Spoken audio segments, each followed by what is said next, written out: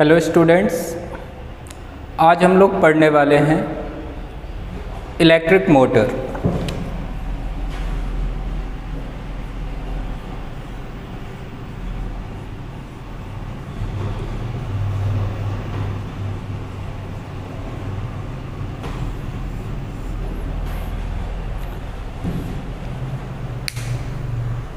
Electric motor होता क्या है? तो electric motor is a device that convert electrical energy into mechanical energy. Example हमारा है फैन। हम लोग क्या करते हैं, करंट का सप्लाई देते हैं और फैन जो है वो रोटेट करना स्टार्ट कर देता है। तो एनर्जी कन्वर्जन की बात करेंगे तो वो क्या कर रहा है, इलेक्ट्रिकल एनर्जी को मैकेनिकल एनर्जी में कन्वर्ट कर रहा है। Water pump, cooler, mixer, grinder, ये सभी एग्जाम्पल हो सकते हैं जिनमें क्या होता है, करंट पास करने के बाद रोटेशन स्टार्ट हो जाता है। तो ये सभी डिवाइसेस क्या आते हैं, इलेक्ट्रिक मोटर के अंदर आते हैं। ठीक है, तो what is electric motor? It is a device that convert electrical energy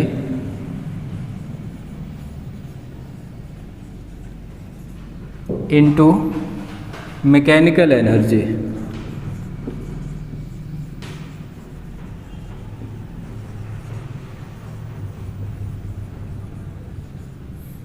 इसके एग्जाम्पल हैं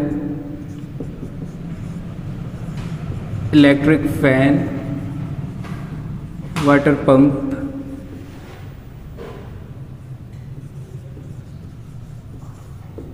मिक्सर, ग्राइंडर,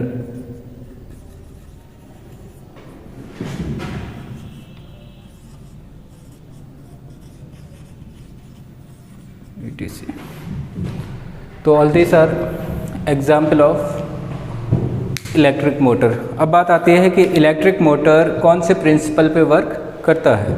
तो नेक्स्ट जो हमें पढ़ना है वो है principle of electric motor.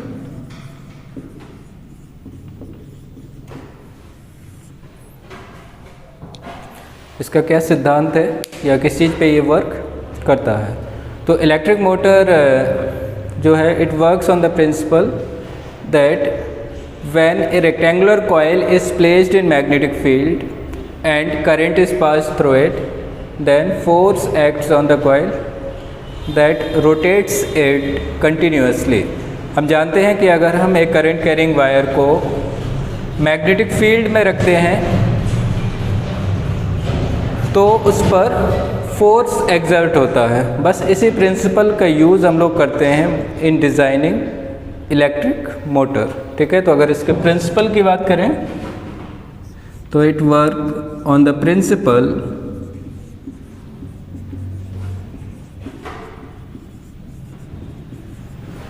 That when a rectangular coil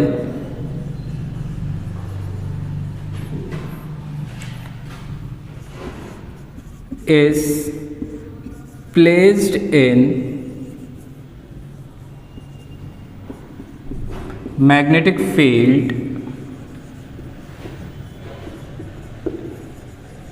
and current is passed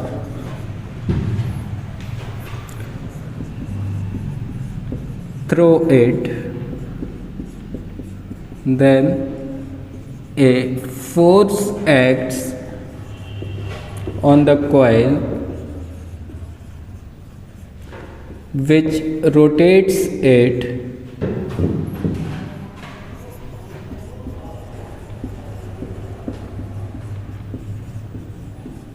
continuously।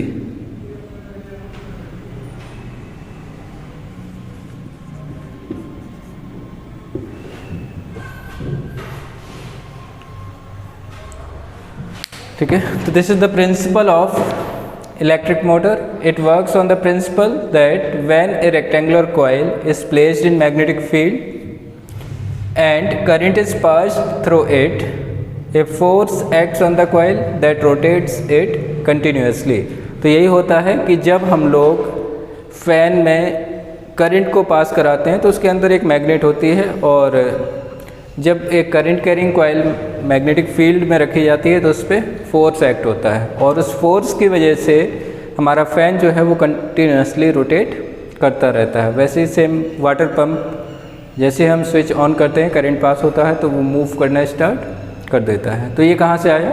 तो ये आया on the basis of principle that when a current carrying coil is placed in magnetic field then force act on the coil, या current carrying wire is placed in magnetic field then force acts on the wire। ठीक है, तो ये हमारा principal है electric motor का। अब देखते हैं कि किस तरीके से इसका कंस्ट्रक्शन होता है और इसकी वर्किंग क्या है।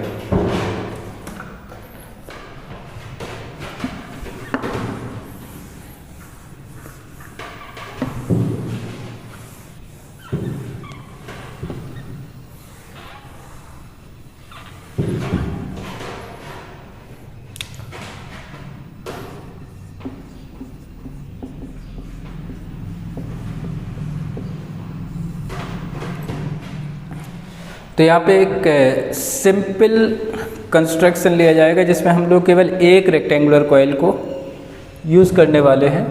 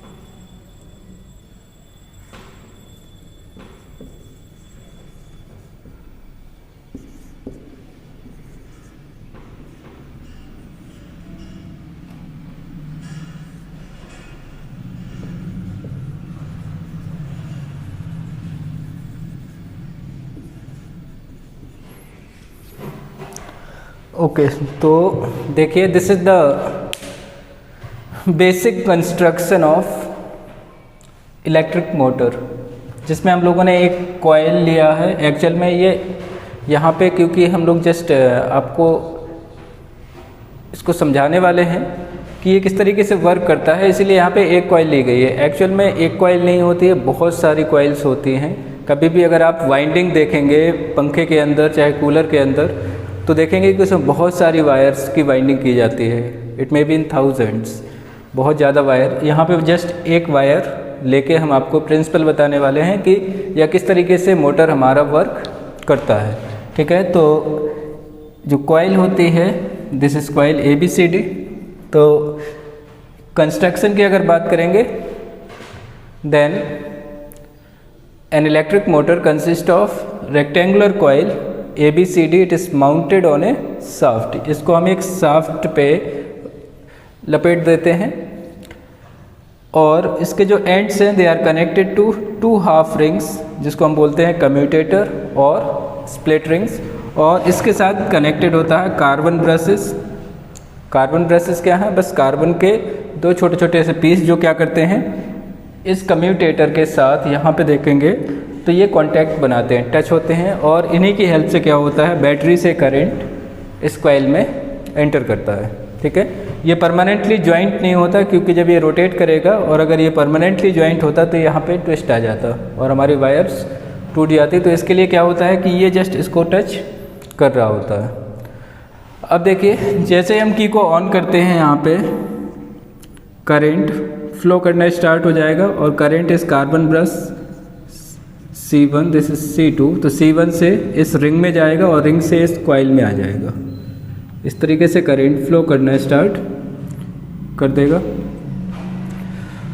और देखिए ये हमारा परमानेंट मैग्नेट है, नॉर्थ एंड साउथ पोल जो रिप्रेजेंट कर रहा है, this is a permanent magnet. ठीक है,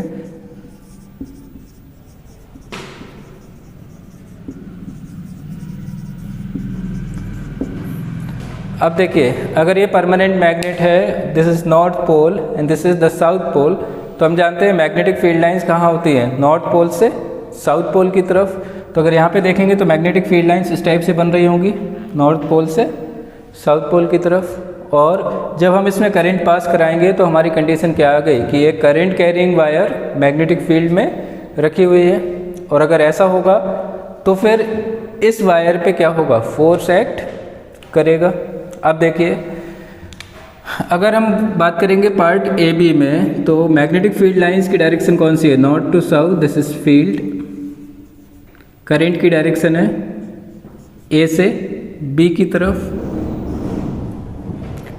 तो क्या अब हम फोर्स निकाल सकते हैं on the wire A B?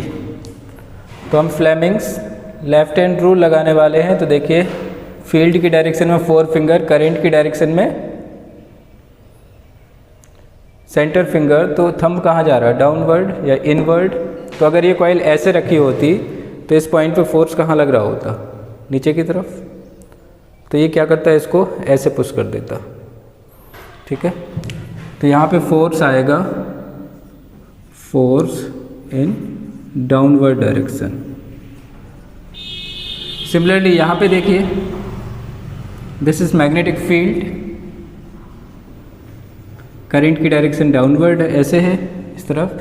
तो इसमें अगर हम फ्लेमिंग लेफ्ट हैंड रूल लगाते हैं, this is the direction of current, this is direction of field, तो फोर्स कहाँ लगता, अपवर्ड। फिर से समझिए कि अगर हमारे पास कंडीशन कुछ इस टाइप की होती, ठीक है, इस वाले पार्ट में फोर्स नीचे की तरफ लग रहा है, इस वाले में फोर्स अपवर्ड लग रहा है, तो ये क्या करता है, इसको नीचे पुश करता है, इसको ऊपर पुश करता है, तो ये क्या करता, रोटेट कर जाता।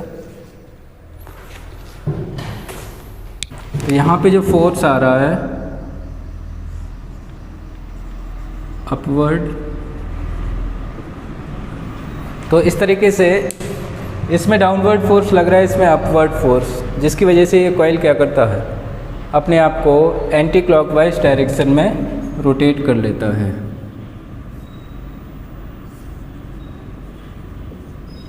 तो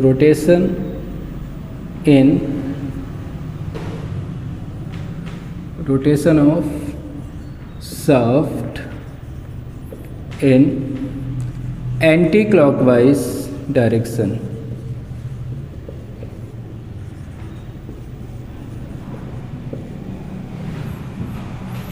तो इस तरीके से ये कॉइल रोटेट करता है।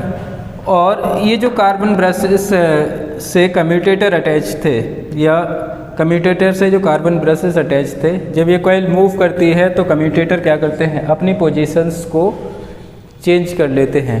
पहले ये रिंग, मान लीजिए R1 रिंग होता है ये, and this is ring R2, तो अब R2 इस साइड आ जाएगा और R1 इस साइड आ जाएगा। ठीक है, तभी ये गैप है, गैप होने से क्या होता है, जब ये कॉइल ऐसे था, जब एग्जैक्ट वर्टिकल पोजीशन में आता है तो इसका कांटेक्ट जो होता है कार्बन ब्रशेस का रिंग्स के साथ वो हट जाता है।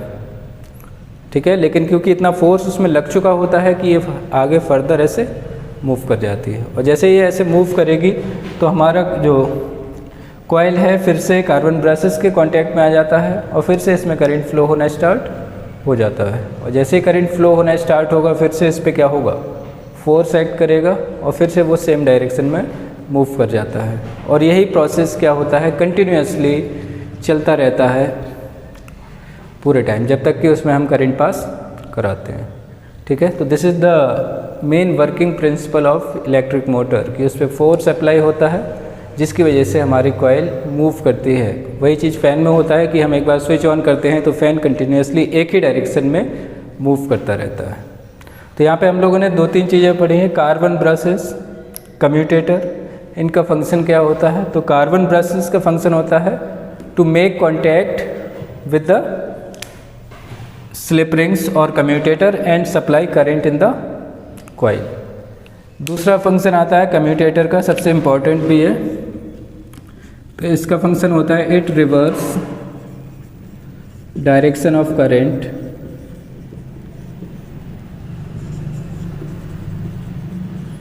इन द कॉइल। और ये क्या करता है, supply current in the coil. तो इनके ये फंक्शंस हैं जो आपको ध्यान रखने हैं। This is all about electric motor. Thank you.